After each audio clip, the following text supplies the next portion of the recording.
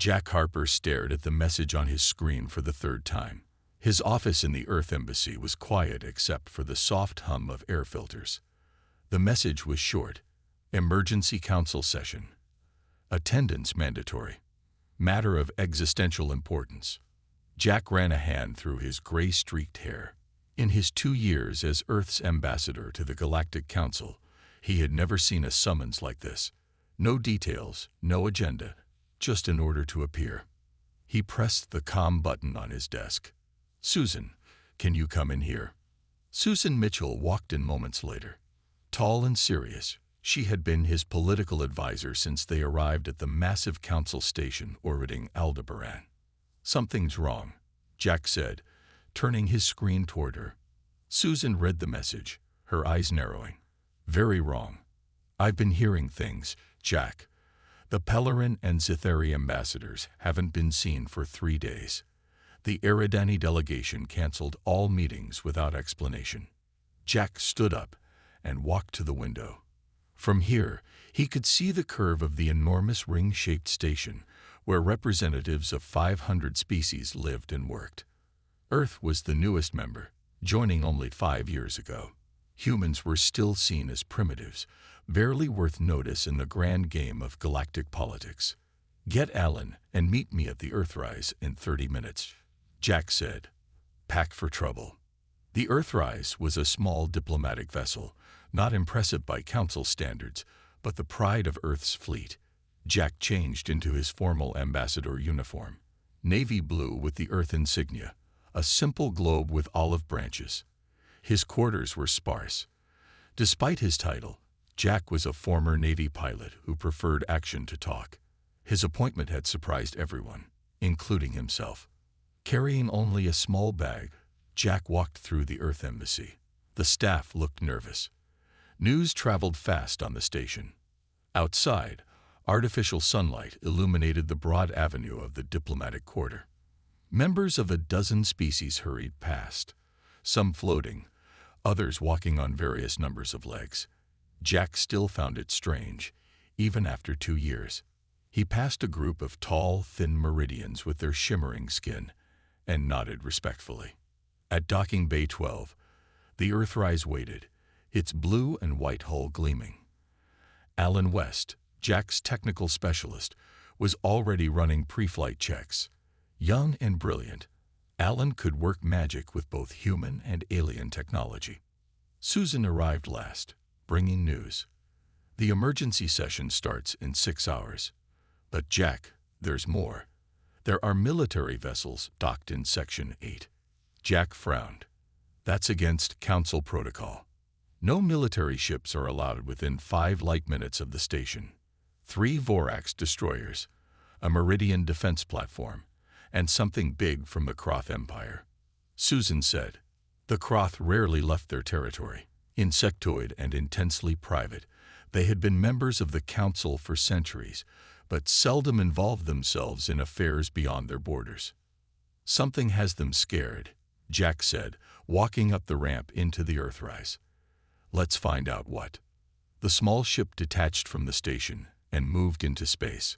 From this distance, Jack could see the full glory of the Aldebaran Council Station, a silver ring 20 miles across, home to the oldest continuous government in the known galaxy, and now possibly on the verge of collapse. As they approached the main council docking area, Alan pointed to a cluster of ships. "Those aren't just diplomatic vessels."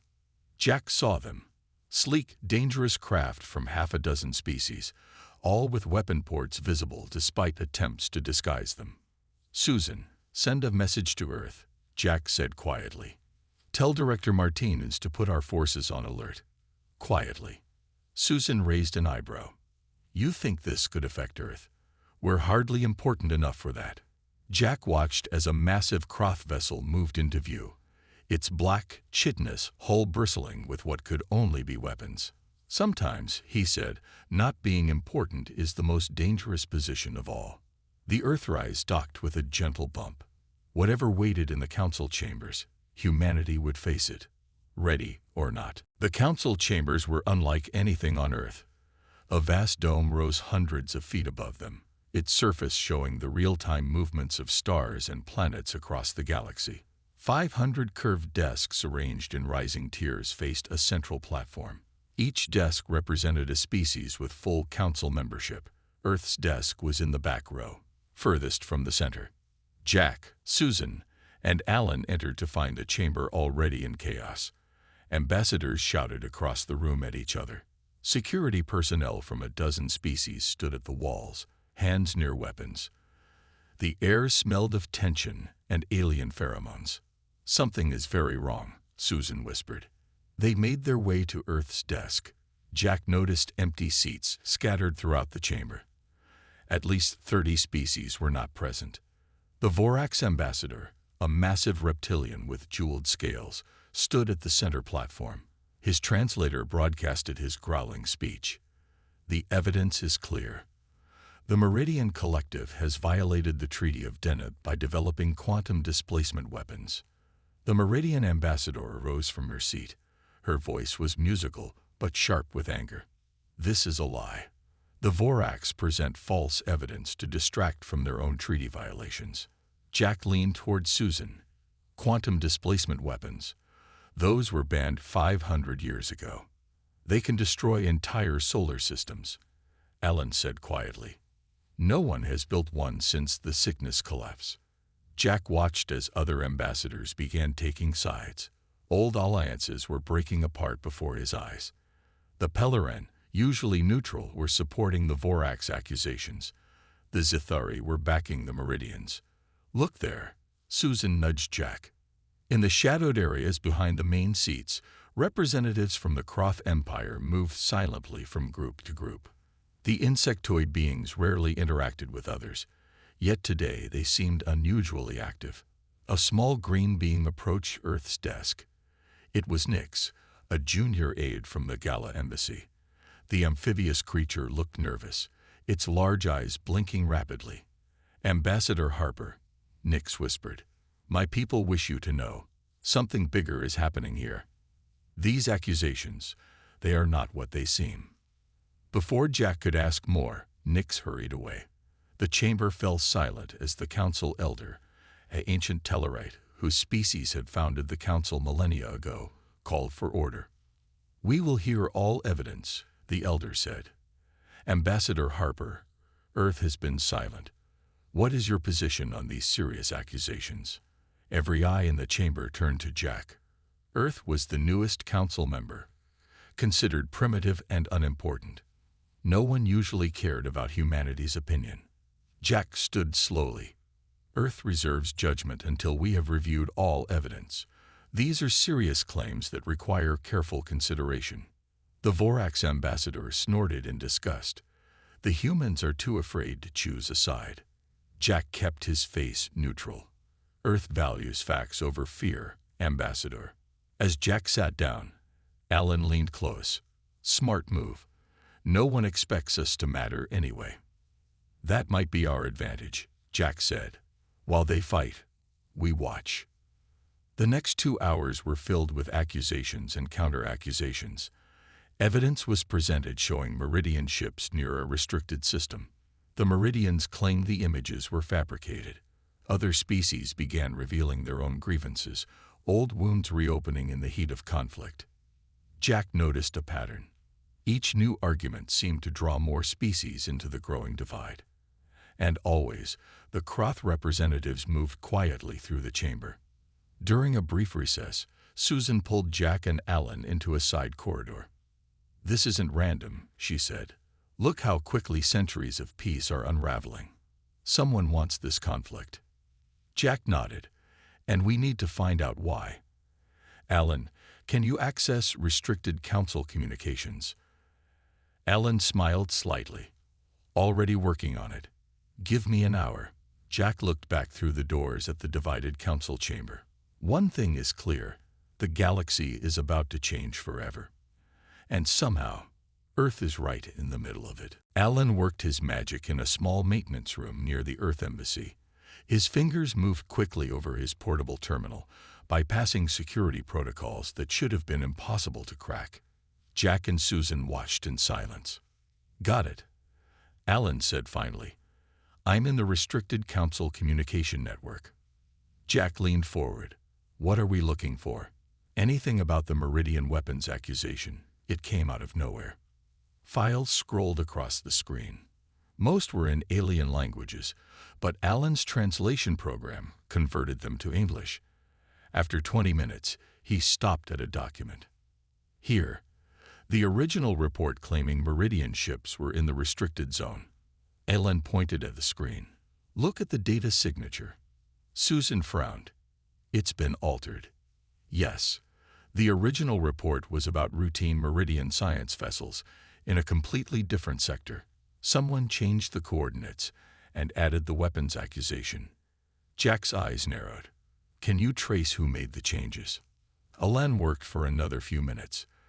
The changes came from a terminal in the Croth embassy. I knew it, Susan said. The Croth are playing everyone against each other. But why? Jack's communicator beeped.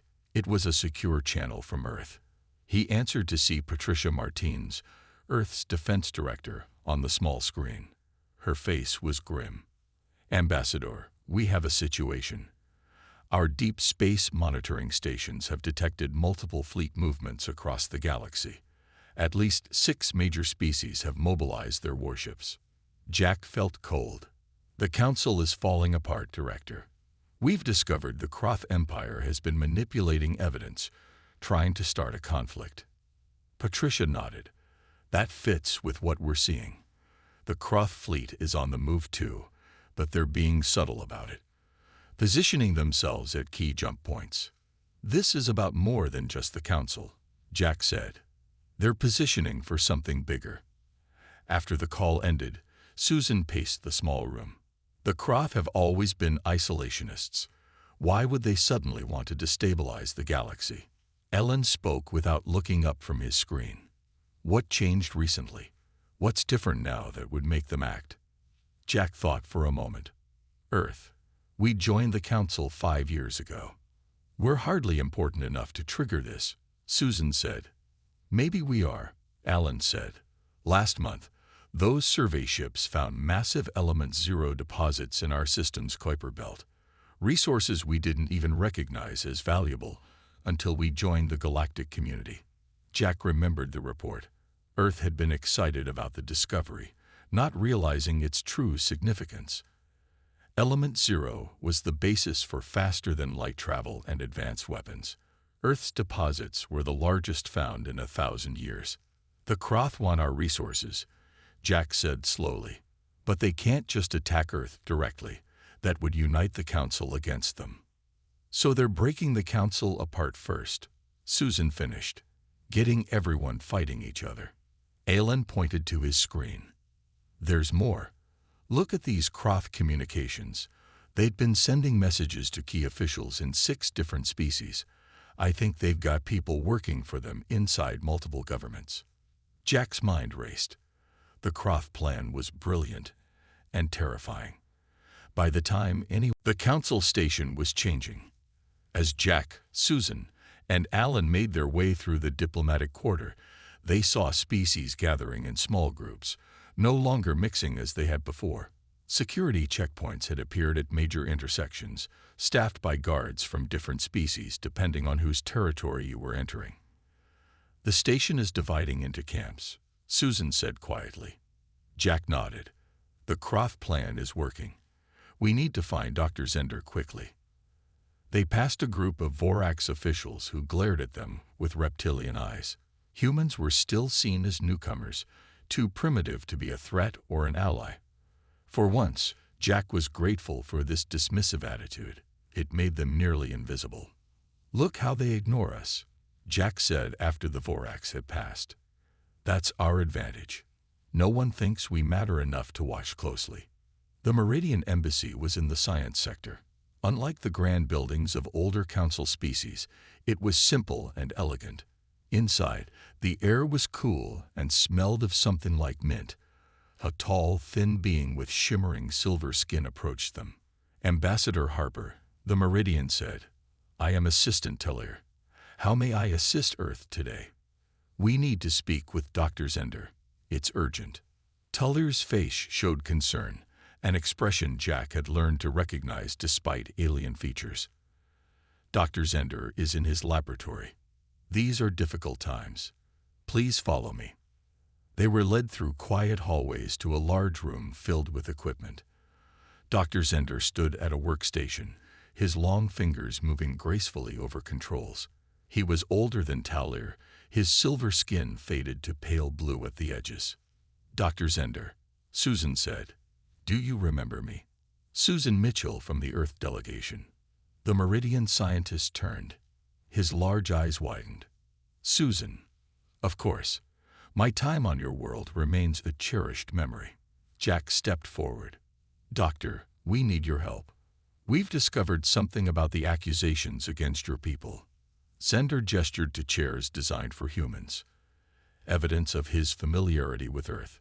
"Please, sit. Tell me what you know." Jack explained what they had found. The altered evidence, the Croth manipulation, the fleet movements. As he spoke, Zender's expression grew grave. "This fits with other data," the Meridian said when Jack finished. "Our scientists have noted unusual patterns in quantum communications across Croth space, activity not seen in centuries." Alan leaned forward. "You believe us. I lived among humans. I know you are not the simple beings others believe you to be." Zender's voice carried sadness. "But convincing others will be difficult. The Council is ancient, set in its ways.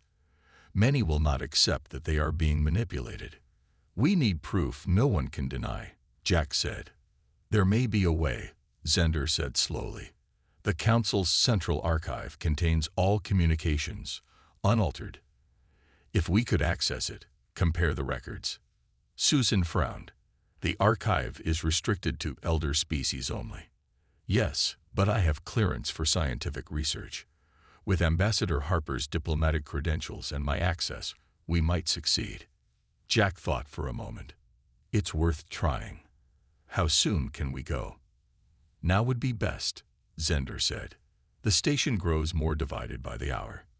They left the Meridian Embassy with Zender, moving carefully through the changing landscape of the station.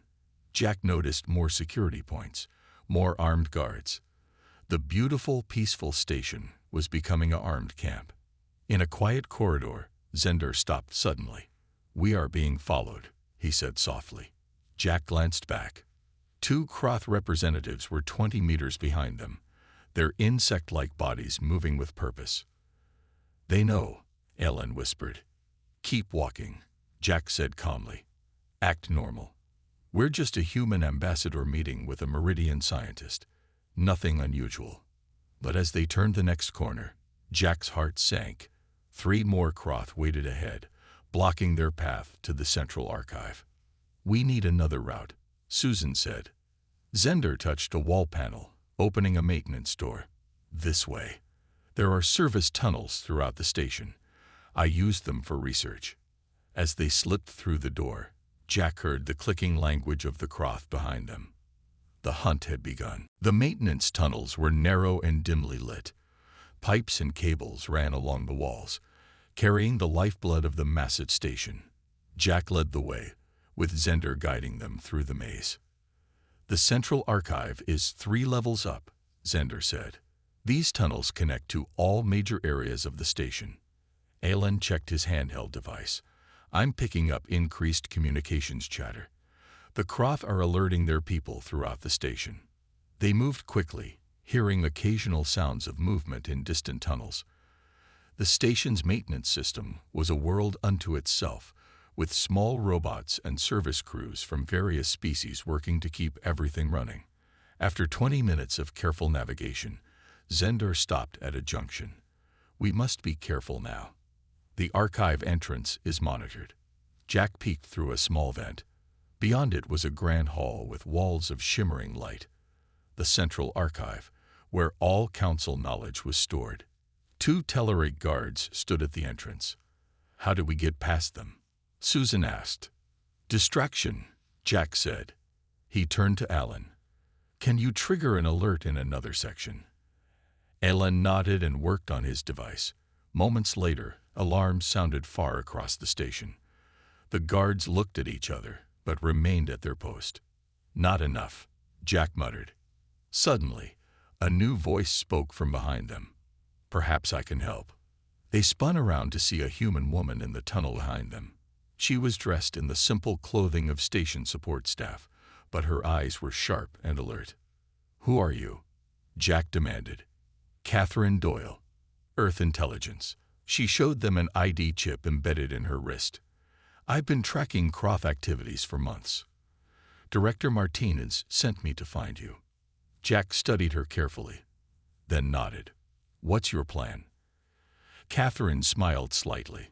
"Something simple." She took a small device from her pocket and pressed it. The lights in the archive hall flickered, then went out. Emergency lighting came on, bathing everything in red. "Power surge in this section," she explained. "Standard procedure is to check the archive systems immediately." Sure enough, the guards opened the door and went inside. Catherine motioned them forward. "We have 3 minutes before they realize it was a false alarm." They moved quickly into the archive hall and through the open door. Inside was a vast chamber filled with glowing data columns. Zender moved confidently to a central terminal. "We need records of the original Meridian flight paths and the altered data," he said, his long fingers moving across the controls. Alan connected his device to the terminal.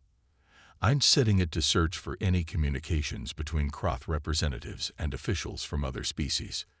The terminal hummed as it processed their requests. Jack kept watch at the door, aware that their time was running out. "I have it," Zender said after a minute. "The original flight records. The Meridian ships were nowhere near the restricted zone." Alan nodded. "And I've got messages between Croth agents and officials from the Vorax, Elloran, and 3 other major powers. They've been planning this for at least a year." Catherine looked over their shoulders. "That's enough to prove the conspiracy, but we need to show who ordered it. We need to track it to the Croth leadership." Zender worked the controls again. "There, a directive from the Croth High Command. It mentions Earth specifically." He looked up at Jack, his alien eyes troubled. "They want your planet's resources, the Element Zero deposits." Jack felt cold anger rising. "Download everything. We need to get this to the Council Elder." Suddenly, alarms blared throughout the archive. Red lights flashed, and the main door slammed shut. "Station lockdown," Catherine said. "Someone has triggered emergency protocols." Alan checked his device. "It's happening everywhere. The entire station is sealing itself." The terminal screen changed, showing the council chamber. The Croth ambassador stood at the central platform. "Attention all council species," the Croth's translated voice announced. "We have uncovered evidence of a plot against galactic peace. The humans, working with Meridian collaborators, have attempted to destabilize our sacred council." Jack stared at the screen in disbelief. "They're blaming us." Susan's face paled. "They're turning everyone against Earth." Zender touched Jack's shoulder. "We have the truth, Ambassador. But with the station in lockdown, how do we share it?" Jack looked at his small team. 2 humans, a Meridian scientist, and a spy he'd just met. Against them, the full might of the Croth Empire, and a galaxy that would now see humanity as the enemy. "We find a way," he said, "because if we don't, Earth doesn't stand a chance." The archive chamber had only one exit, now sealed by the lockdown. Alan examined the door controls while Catherine checked for other escape routes. "The door's security is too complex to hack quickly," Alan said. Catherine pointed to a maintenance panel near the floor. "Service access. It's small, but we can fit through one at a time." Jack nodded. "Download everything you can first. We need that evidence." While Alan and Zender copied files to portable devices, Susan's communicator beeped. She answered it and spoke quietly, then turned to Jack with worry on her face. "It's getting worse. The Vorax have formally accused 3 other species of treaty violations. Armed security teams are setting up checkpoints throughout the station." Catherine removed the maintenance panel, revealing a narrow tunnel. We need to move. The Croth will check the archive soon. Jack went first, squeezing through the tight space. The others followed, with Zender having the most difficulty due to his tall, thin frame. They emerged in another service corridor, dimly lit with emergency lighting. Where to now? Jack asked. Catherine consulted her device. The communication hub is 2 sections over. From there, we could broadcast the evidence to all Council species simultaneously. Lead the way, Jack said. They moved carefully through the maintenance network. Twice they had to hide as security teams passed nearby. The station felt different now. Tense, hostile. Through vents and gaps, they could see diplomats being escorted by armed guards, species separated by their new allegiances. Look at what they've accomplished in just hours, Susan said softly. Centuries of peace, undone. They reached a junction when Alan suddenly held up his hand for silence. From the corridor ahead came the distinctive clicking speech of Croth guards. There was no time to retreat. In here, Catherine whispered, opening a small door. They crowded into what appeared to be a storage room. Inside, they found themselves face to face with 3 small amphibious beings. Gala. The aliens blinked their large eyes in surprise. Ambassador Harper, one said in a quiet voice. We hope you were safe. Jack recognized Nix, the aide who had warned him earlier. You know what's happening? Nix nodded. The Croft plan has been long in preparation. Many small species like mine have suspected, but who would listen to us? The Council only hears the powerful. We have proof, Jack said, but we need to reach the communication hub. Impossible now, another Gala said. The hub is controlled by Croft loyalists. All transmissions are monitored. Jack felt despair beginning to creep in. Without a way to share their evidence, they couldn't stop what was happening. Zender spoke up. There is another way. The Science Division has an independent quantum transmitter for research purposes. It can reach all Council worlds directly. Can you access it? Catherine asked. Yes, but it is in Meridian territory. With the station divided, reaching it will be dangerous. Jack considered their options. It's our best chance. Nix, can your people help us navigate safely? The Gala conferred briefly, then Nix nodded. We are small and overlooked. Like humans, other species do not see us as important. We use this to move freely. As they prepared to leave, Jack's communicator received an encrypted message. It was from Patricia Martinez on Earth. Jack, we've detected multiple Croth warships entering our system. They're positioning for attack, using the Council crisis as cover. Whatever you're doing, hurry. Earth has activated all defenses, but we can't hold against their technology for long. The message ended. Everyone looked at Jack. The Croth aren't waiting for the Council to tear itself apart completely, he said grimly. They're moving on Earth now. Susan put a hand on his arm. Jack, what if we can't reach the transmitter in time? Jack looked at each of them. Humans, Meridian, Gala. Different species united by a common threat. Something his grandfather had told him years ago came to mind. Sometimes, when you can't win by the rules, you have to change the game. If we can't reach the transmitter, Jack said with sudden determination, we make them come to us. Back on Earth, Patricia Martinez stood in the Global Defense Center. Massive screens showed the positions of the approaching Croth warships.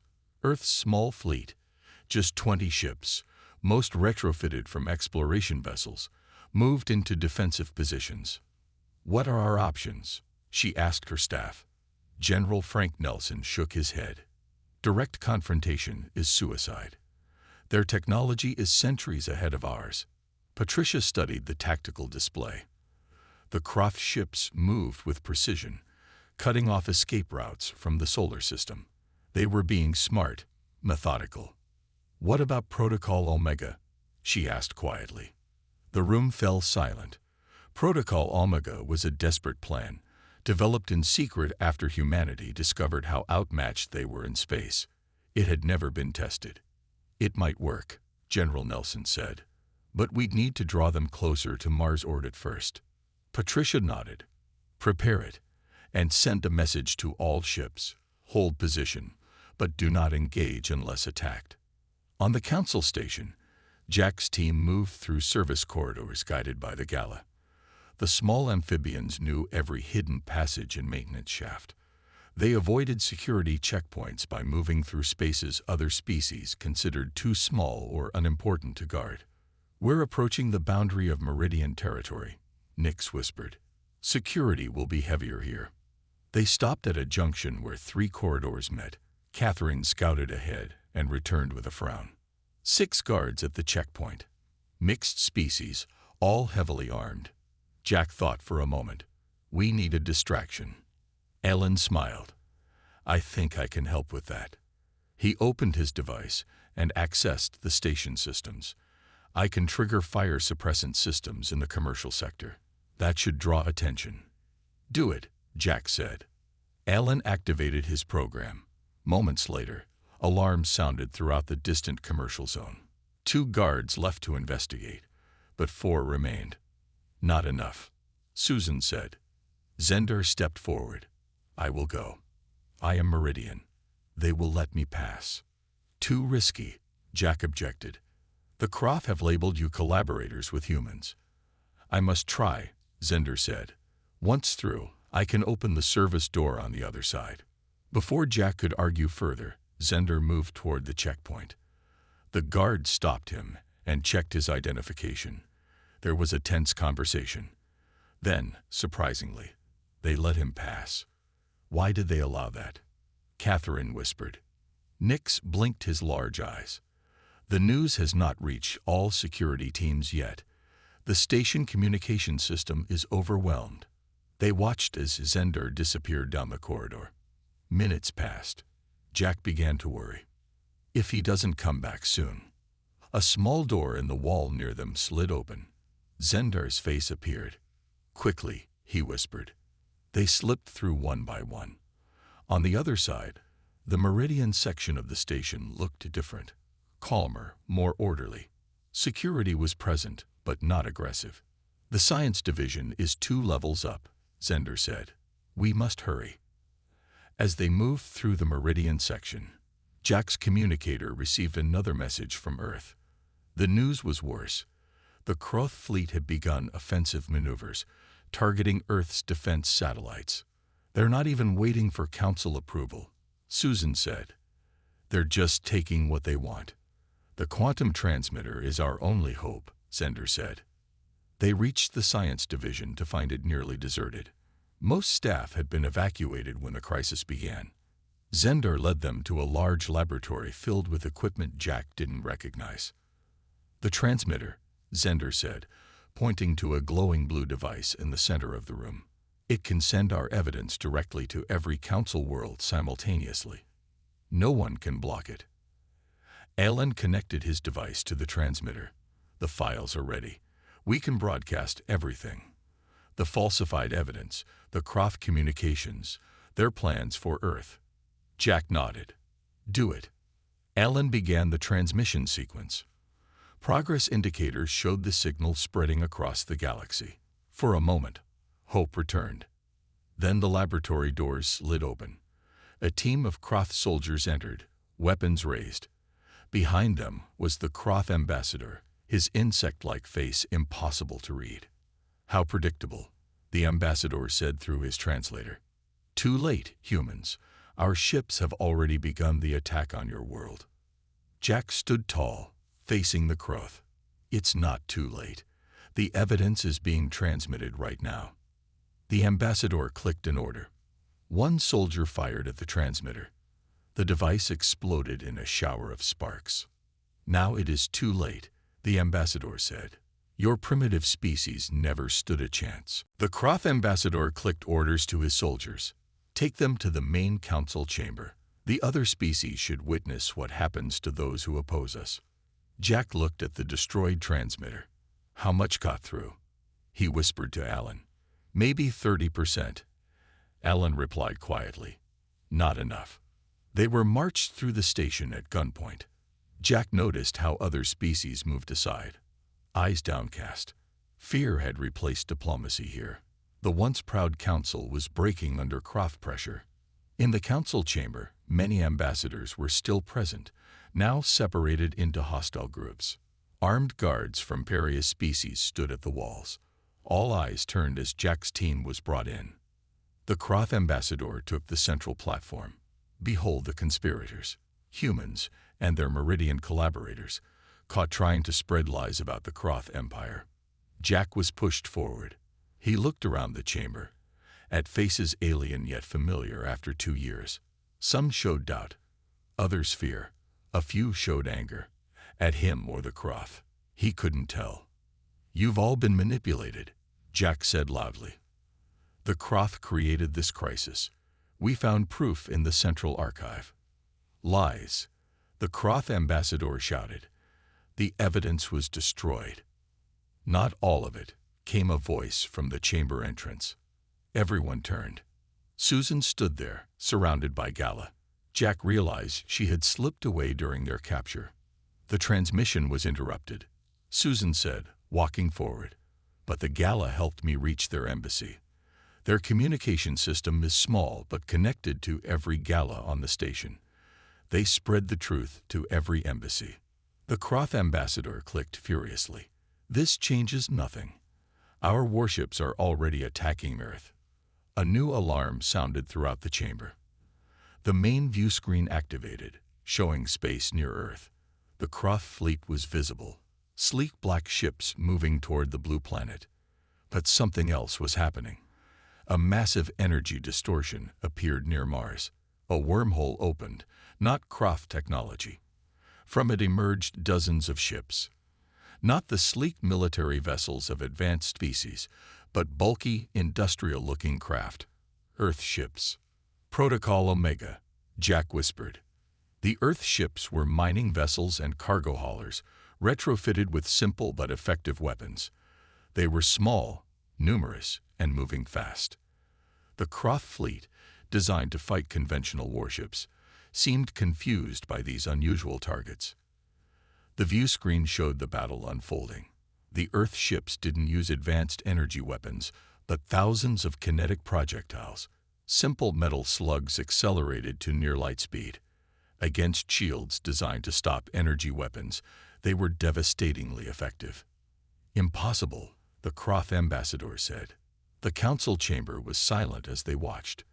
The human ships took losses, but there were so many of them, attacking from all directions. Several Croth warships exploded.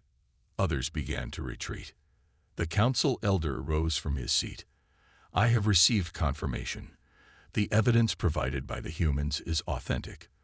The Croth have manipulated us all, created this conflict to hide their true intentions." The mood in the chamber shifted. Guards who had been watching Jack now turned toward the Croth ambassador. "Your deception is exposed," the elder said. "Your attack on Earth unsuccessful. The council will stand united against this treachery." The Croth ambassador backed away as guards from 6 species surrounded him. Jack stepped forward. "Earth doesn't seek revenge. We ask only to be treated as equals, not primitives to be conquered or ignored." On the view screen, the remaining Croft ships retreated through a jump point. The Earth fleet held position, protecting their home. The elder approached Jack. "Today we have seen that age does not equal wisdom, nor technology equal strength. Perhaps we have much to learn from Earth." Jack looked around at his team. Humans, Meridian, Gala. Different species who had worked together against impossible odds. "That's all we ever wanted," he said. "A chance to be heard. A place at the table." Susan came to stand beside him. "And now?" Jack watched as ambassadors who had been divided hours before now spoke to each other again, bridges being rebuilt. "Now," he said, "the real work begins."